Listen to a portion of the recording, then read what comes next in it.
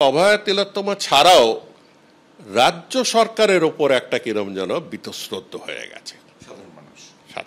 এটা অস্বীকার করলে কিন্তু যারা চালাচ্ছে তারা ভুল করছে। সুখেন্দুও কোনোদিন একটা পৌরসভার নির্বাচন জেতেনি, জোর সরকার তো দাঁড়ায়নি, এদের কথার কি মূল্য আছে?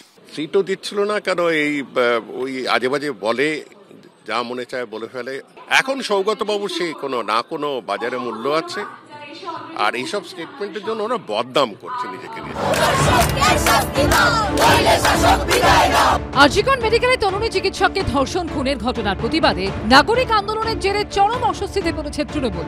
বিদ্রোহী হয়ে বারবার মুখ খুলছেন দলের রাজ্যসভার সাংসদ সুখেন্দু শেখর রায়। চরম সিদ্ধান্ত নিয়েছেন প্রাক্তন আইএএস অফিসার জহর সরকার। তৃণমূলের রাজ্যসভার সাংসদ পদ থেকে ইস্তফা দিয়েছেন তিনি। এই আবহেই তাকে তীব্র কটাক্ষ করেছেন তৃণমূলের 4 বারের লোকসভার সাংসদ সৌগত রায়। পাল্টা জবাব দিলেন জহর সরকারও। আর সেও তো আবেগে ছেড়ে দিল, এখন নিশ্চয়ই দুঃখ করছে। দুদিন পরে তো মুখ্যমন্ত্রী দাবি মেনে নিল, আমি একদিনের জন্য হিরো হতে গিয়ে কেন করল। বাট ওদের এই যে পদত্যাগ বা বিবৃতি উইল হ্যাভ নো ইম্প্যাক্ট। তো আপনারা সাংসদ করেছেন?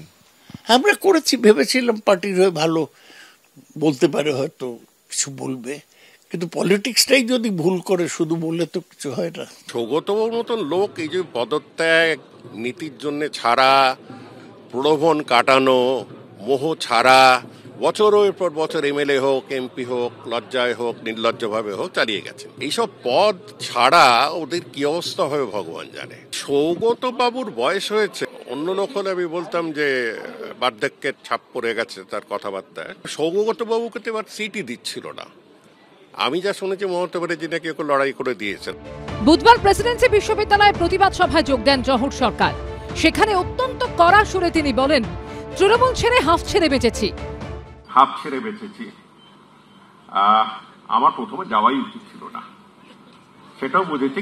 এখন যেভাবে সুপ্রিম কোর্ট কালকেও যেভাবে কড়া ভাষায় কথা বলেছে, আমার মনে হয় না কারো ব্রোকের পাটা থাকবে এদের লুকাতে। আমি যেটা আমার চিঠিতে লিখেওছি যে রাতারাতি বড়লোক হয়ে যাচ্ছে, রাতারাতি তারা দাদাগিরি করছে, ইত্যাদি ইত্যাদি। আমার রাজ্য বাংলা, এখান থেকে আমি পরিষ্কার সাফাই আন্দোলন শুরু করব। সৌগত রায় প্রেসিডেন্সি থেকে স্নাতক। জহর সরকারও ঐতিহ্যবাহী এই শিক্ষা প্রতিষ্ঠানেরই প্রাক্তনী। সৌগত রায় পদার্থবিদ্যার প্রাক্তন অধ্যাপক, জহর সরকার প্রাক্তন আইএএস। দুই প্রবীণের বাকযুদ্ধই এখন চরমে। কৃষ্ণেন্দু অধিকারী রিপোর্ট, এবিপি আনন্দ, কলকাতা।